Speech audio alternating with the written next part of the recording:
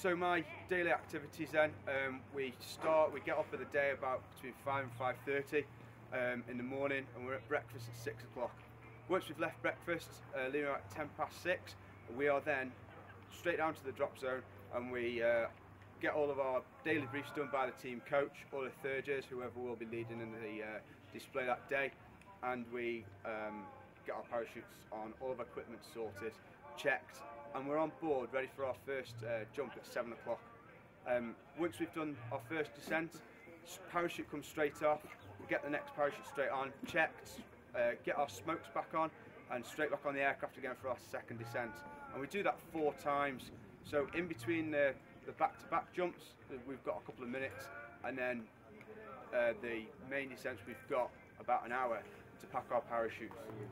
So my position in the stack then, I'm at the very top of the stack when we've got all the members of the team jumping, and the 9th person at the top of the stack, and that's my position. It will be through the whole of the season. I have to try and preempt and stay at the top of the stack, and it's probably the hardest thing I've ever done, not only through confidence in myself but also physically as well. Just I'm constantly working throughout the whole descent, whether it be trying to turn, close the gaps to the person below me, reacting to that all the way up from number 1 all the way up to number 9, and that concertina effect which may happen during the descent. Once we've done our 8 jumps, we then do a daily debrief, but in between the 2 jumps, or the 2-jump cycle, we debrief every single parachute descent, which the third years usually lead, giving us again the hints and tips which we need, and then overlooked by the team coach, and the team coach has his input as well to give us that overall look of what the display looks like on each one.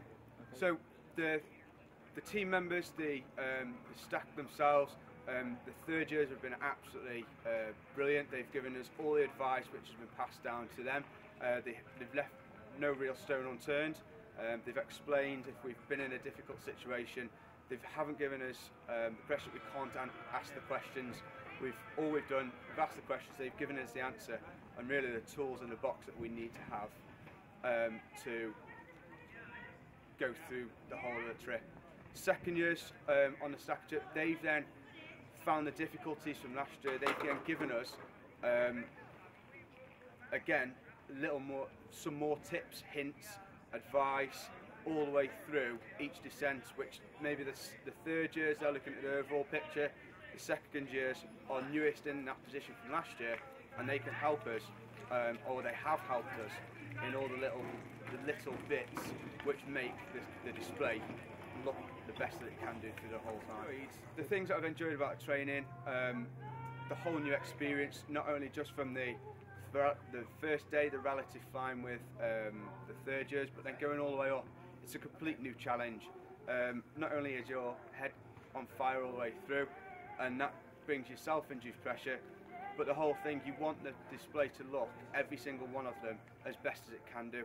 And that brings on the self-induced pressure then through, not only just sat on the aircraft, but you're always constantly thinking about the pressures all the way through the descent. So even though it's a pressure environment, I've loved the stacking, loved trying to fly, make the best display possible all the way through the training.